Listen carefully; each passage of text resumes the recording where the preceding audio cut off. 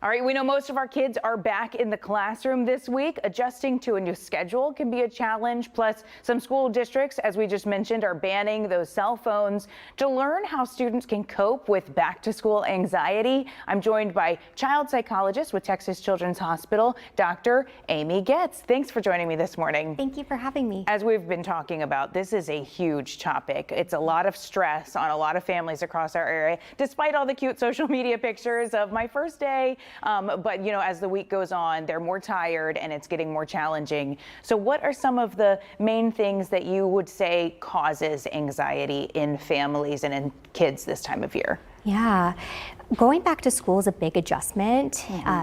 It's an adjustment for most kids going back to school. There's fear, there's worries, there's a lot of unknown. What is this going to be like this year? Will I like my teacher? We tend to see that in most kids, and it tends to subside after a couple weeks. Couple weeks, okay. As parents, we want it to subside in a couple of days. We're feeling very anxious to, you know, get everybody calm and back into the routine, but you really think it's going to take a while. It can take sometimes days for some kids, weeks for others. It's really just about getting back into that routine. The start of the school year can be fueled with also some mixed emotions, excitement about seeing friends, having that social connection, but also just fueled with, again, the mysteries of what's to come.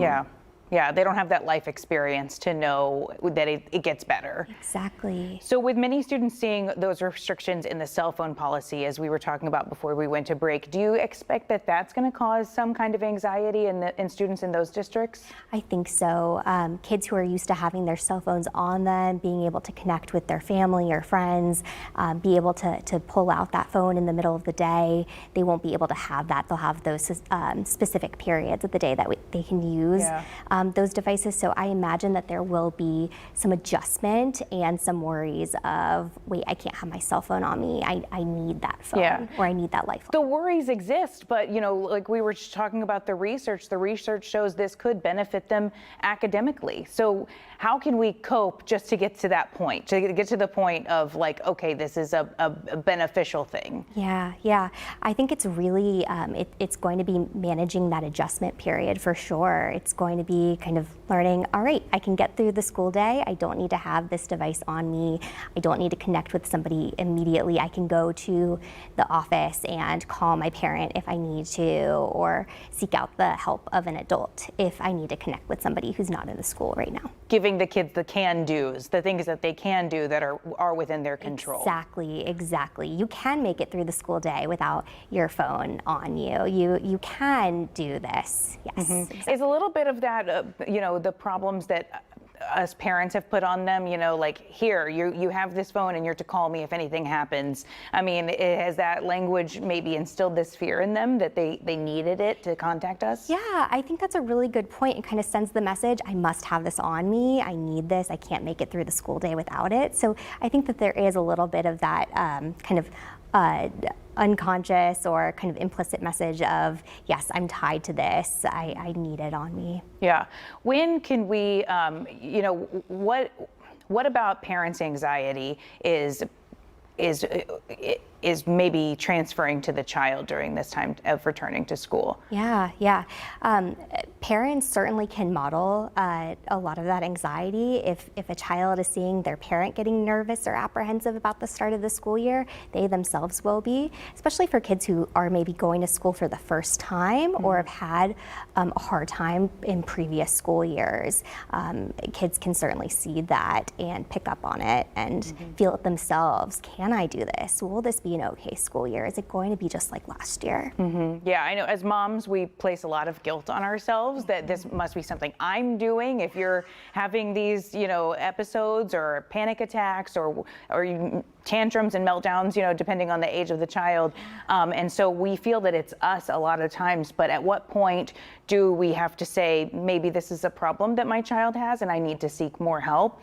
What would be the signs of that? Yeah, I think when you are starting to see those tantrums really last for longer than the first couple weeks, or they're really big blow-ups, your child's just outright refusing to go to school, they're starting to complain of stomach aches, headaches, physical symptoms, maybe you're starting to see them as more more tearful, depressed, then it would be really important to talk with a professional and seek out some support. Is there somebody at the school that we can talk to? I mean, I know the teachers and the staff, they're busy, but isn't there somebody that you can notify and say, hey, my student is having a little more trouble than I think is normal? Yeah. I think talking with a teacher could be really useful. Teachers can often have some really good tips. They've seen this before, and ask them, how can I help my child? There's school counselors in many schools. You could also talk with the school counselor. If all of that fails, talking with your child's pediatrician too would be helpful. Okay. Dr. Amy Goetz, that was really valuable information. I know we're speaking generally about all age groups here, but is there anything else that you'd like us to know as we head back to class? I think that's it. This anxiety, this time of year can be really stressful. For most kids, they're going to just ride right through it and get back to routine, get back to some healthy sleep practices. But if your child is struggling, then seek out the help of your school counselor, teacher, or your pediatrician. And probably the more experiences like this that a child has, the more resilient they become to future difficult times. Exactly. They can learn, I can do this, I can get through hard things. And maybe we can help remind them of that too. Hey, remember it was hard when you first started doing this and then it got easier along the way. Exactly. Yeah. Great message, instilling that kind of calm, confident, you can do this positive message. Dr. Amy Goetz, thank you so much. We appreciate your time this morning. All great information.